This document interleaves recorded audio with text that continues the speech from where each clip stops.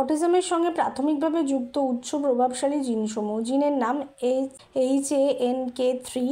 মূল কার্যক্রম সাইন্যাপসের গঠন ও কার্যকলাপ, সম্পর্ক ASDর সঙ্গে।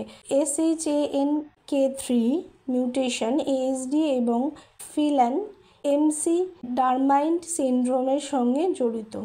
MECP2 জিন এক্সপ্রেশন নিয়ন্ত্রণ।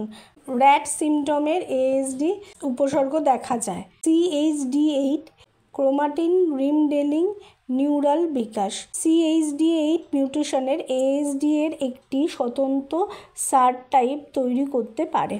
NRXN1 স্নায়ুকোষ সংযোজন ASD এবং স্কিজোফ্রেনিয়ার সঙ্গে সম্পর্কিত। NLGN3 NLGN4 নিউরন সংযোজন ও যোগাযোগ। এক্সাইটেটরি এবং ইনহিবিটরি সাইন্যাপসের ভারসাম্য বজায় রাখতে সাহায্য করে। SCN2A sodium channel protein neuronal কার্যকলাপে গুরুত্বপূর্ণ, ASD ও এপিলেপসির সঙ্গে সম্পর্কিত।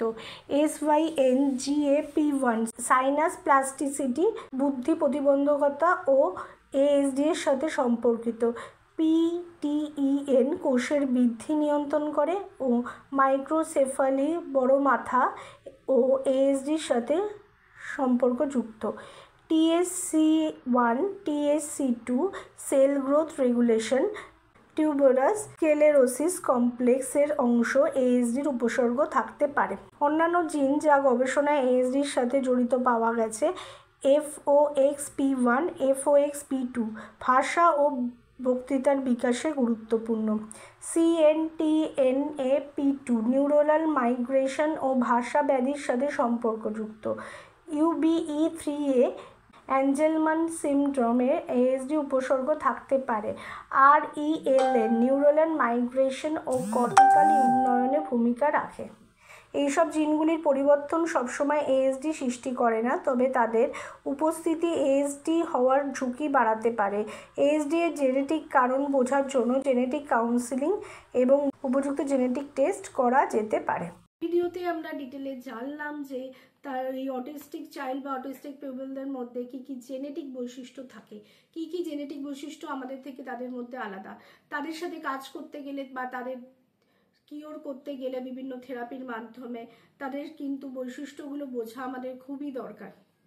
ভিডিওটিকে লাইক করবেন, সাবস্ক্রাইব করবেন এবং ভিডিওটিকে বেশি বেশি করে সমাজের মধ্যে ছড়িয়ে দিন, যাতে সবার একটা অটিজম নিয়ে একটা অ্যাওয়ারনেস তৈরি হয়।